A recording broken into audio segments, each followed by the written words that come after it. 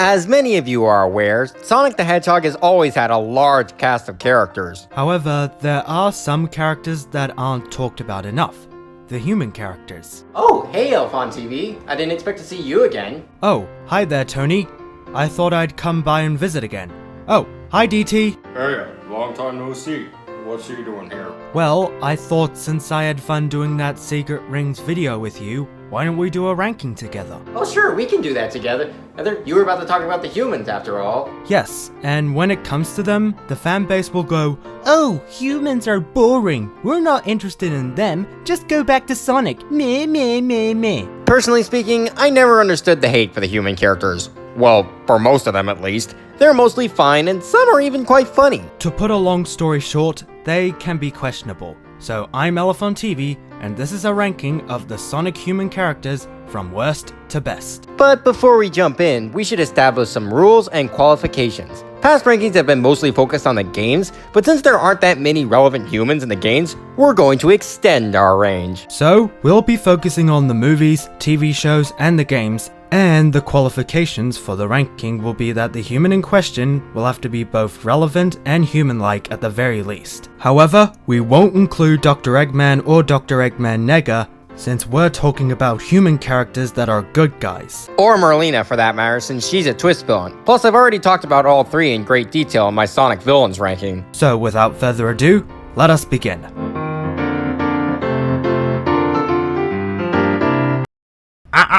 What do you think you're doing, DT? Putting the obviously worst character at the bottom spot where he belongs. Surely you saw this coming. No, I did. Also, you're not putting a child on the worst. Besides, you and Tony wanted to create this cliche. This alone is worth 50 cents and the birth of a new cliche. Drum roll please. Chari hates kids. Fine. G.U.N.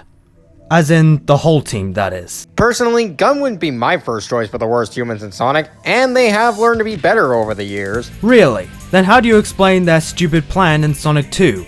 The sequel to the movie, that is. Well, admittedly, G.U.N was pretty boneheaded in that movie, capturing Sonic, Tails, and Tom just because they thought they were the cause of the problems when they weren't, especially since Sonic was the one who stopped Robotnik in the first movie, which they knew about!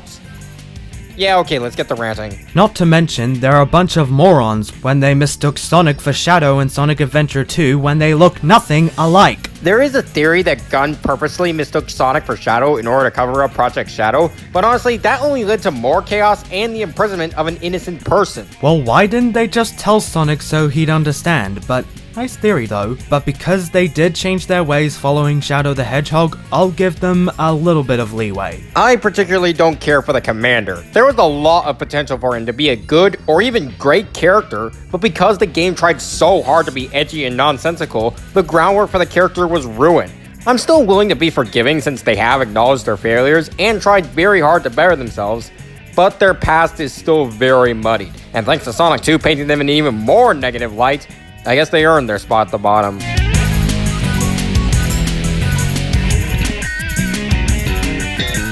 Rachel Wachowski. Oh, you can't be serious! Not for the reason you think. Okay, even I'm a little puzzled on this one. Why the heck is Rachel this low? She's hilarious as always. Yeah, except she wasn't in the last movie. If you've seen my review of the first movie, link in the description, I put her as one of my areas of improvement. She just hates Tom Wachowski for absolutely no reason, and everything she says is, leave him, or divorce. I mean, I guess I can see what you're talking about. I always saw her as the funny girl of the group, just someone you can laugh at and not think about too much. Although, her worst scene would have to be the wedding scene. While it does help her character, it just feels unnecessary and padded. Not to mention a little uncomfortable when regarding a Sonic movie. When Tom wanted the ring to help Sonic, correct? Well, that, and the part where she drove in on a golf buggy and chewed out her fiancé for lying to her. Even so, I'm glad her character has improved, so I'll cut her some slack. Now, if this were solely my list, Rachel would be a lot higher, but this is a group effort. I may not hate her, but I can see the other side of it.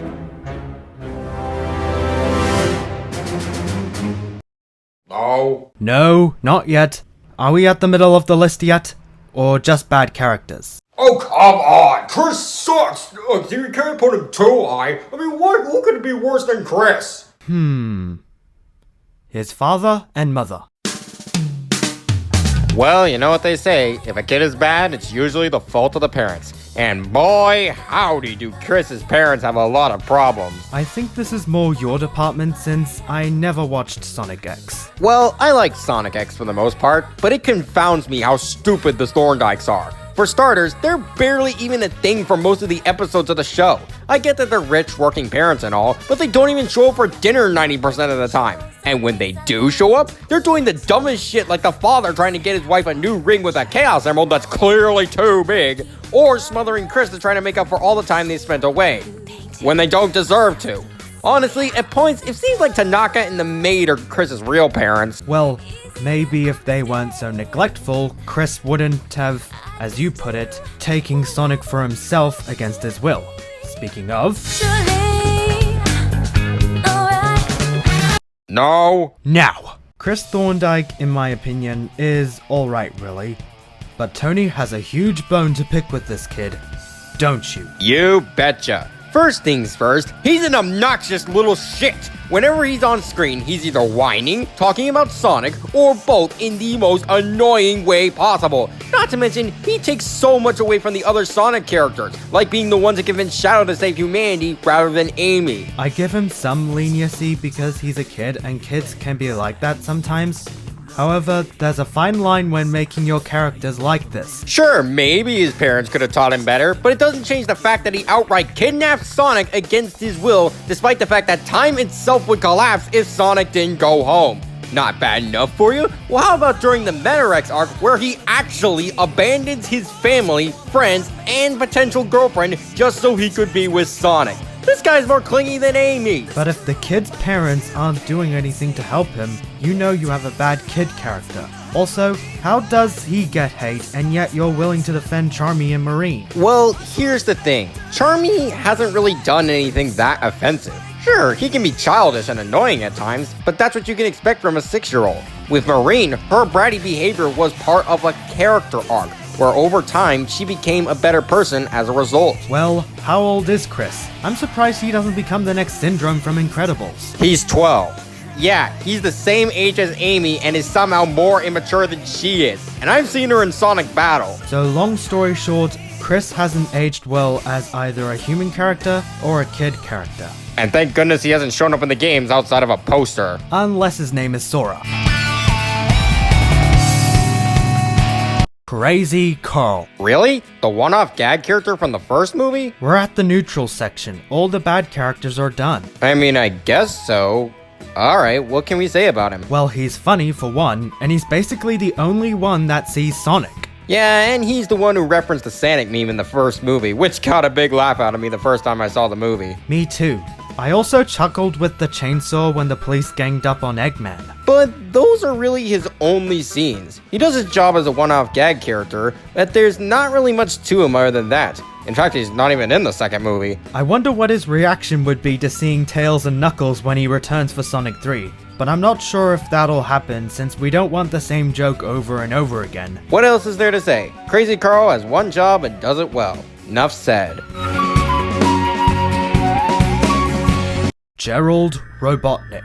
This probably isn't going to go over well with a lot of SA2 fans who praise Gerald to no end. And while I do understand them, I also feel like his praise is a little overblown sometimes. Cause Gerald does work in terms of ideas. He created Shadow and used the Black Doom's blood to finish him. In exchange, he'd use him to get the Chaos Emeralds. It's epic on paper, execution not so much.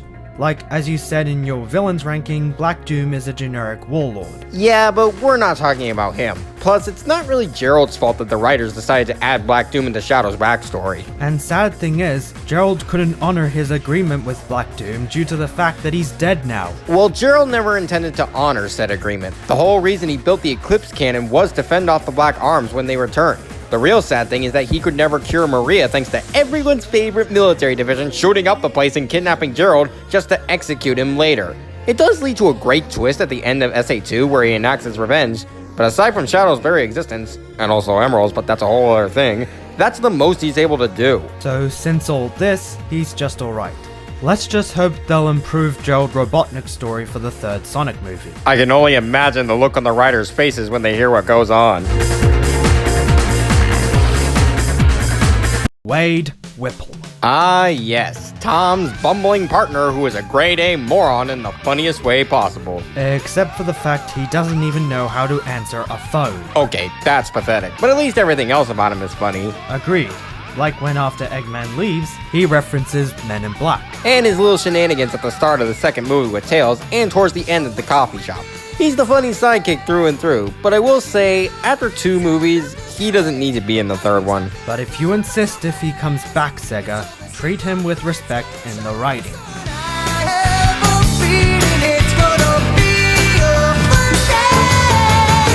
Now, I know Agent Stone's technically a villain, but I see him as more of a neutral character. Neutral? The guy's in love with Robotnik. He literally makes a coffee with a picture of him and Robotnik with little hearts around it. It's like he's in a couple with him. I know, so why do you see him as neutral? Even ignoring the obvious infatuation, he's Robotnik's right-hand man that never abandons him no matter what. It's funny, but genuine. So his genuine love for Robotnik is what makes you consider him neutral?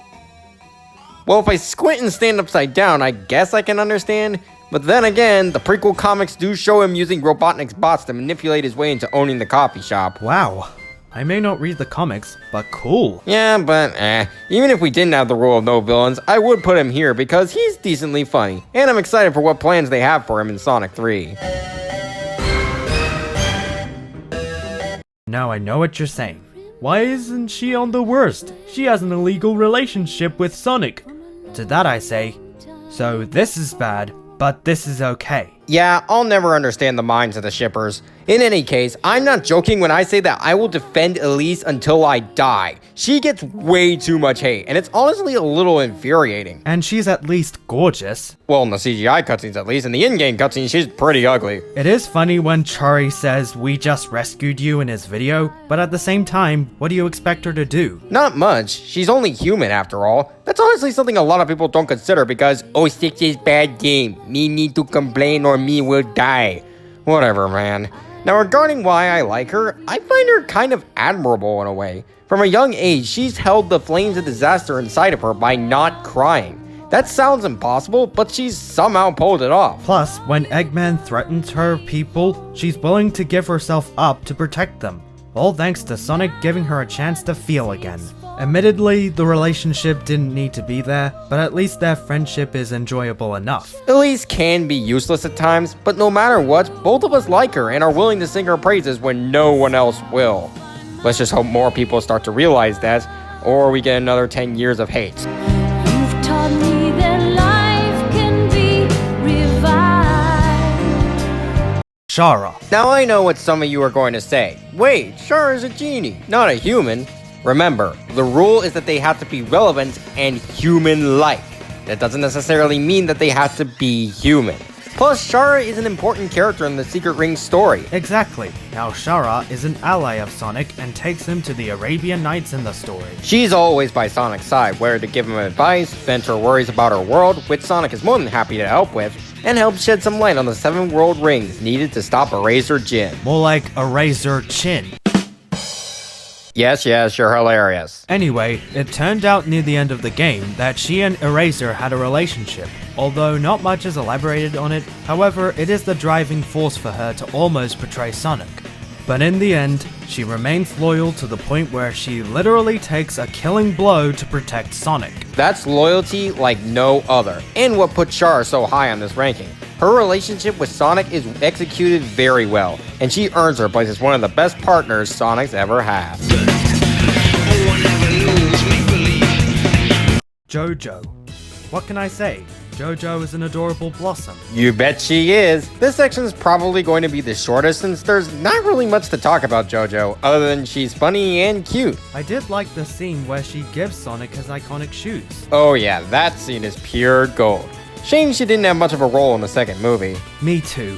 But at least she doesn't become the next Chris Thorndike. Oh jeez, that would have been terrible. But thankfully we got possibly the best kid character instead. Exactly. Now let's move on to the top 3.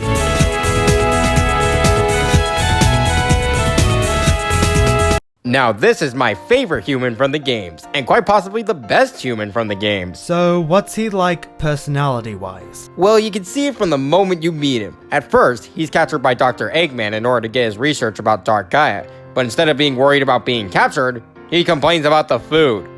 Priorities, am I right? But don't let that fool you into thinking he's just for laughs. Professor Pickle is quite knowledgeable on all things Dark Gaia. He serves as your guide to finding the Gaia temples and even serves as a side quest where you can get medals by giving him souvenirs from all over the world. Similarly to Crazy Carl, he knows what his job is and does it well, but so much better than the others. Also, he's got a fascination for cucumber sandwiches. Gross, but cool.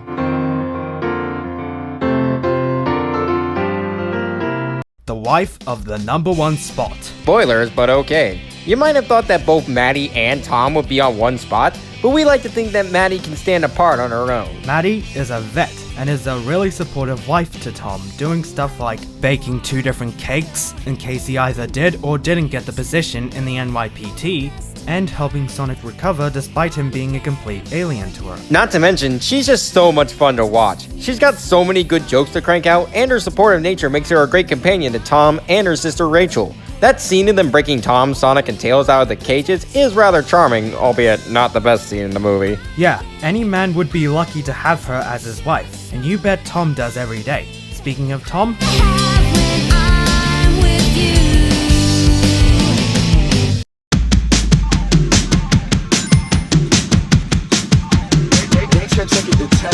you all saw this coming. The Donut Lord is officially the #1 human character of the Sonic series. I mean, you know you're the best human character when the Blue Blur himself says that you're his favorite. My favorite person is the Donut Lord. Protector of this town and defender of all creatures big and small. Tom Wachowski is the police officer of Green Hills, Montana, in the first Sonic movie. Initially, he wants to be more than just the head cop of a small town, and when he meets Sonic, he finally has his chance. I will say their dynamic is pitch perfect, and the many exchanges they have range from incredibly funny to oddly wholesome. Yeah, the argument later is a bit forced, but they thankfully brush it off afterwards. It was also quite hilarious that Tom punched Eggman when he first sees Sonic. The second movie does put Tom in the background a bit more, but he still plays his part as well as Sonic's father figure, teaching him the importance of learning when he should try to be a hero, and even assisting during the climax the best way they can. It's truly heartwarming to see these two bond and grow across both movies. I have heard several people say that the humans other than Eggman shouldn't be in the movies at all, but honestly, while they should take a back seat most of the time so that the Sonic cast can shine, Tom shows that there is still a place for humans in not just the movies, but every Sonic media. The humans in Sonic aren't unnecessary, nor are they out of place with the Sonic characters. It's just that some are better executed than others, and the Donut Lord just happens to be the cream of the crop. So that's the end of the rank. I hope you enjoyed watching the video, but don't expect LFon to go away just yet, because he's actually going to join me for another Everything Wrong With, this time on Sonic and the Black Knight. And remember, if you want to give your thoughts on the human characters, do not have your comments say that they're boring or pointless, because they aren't. So be sure to subscribe to both our channels. And the two of us will see you all in the next video.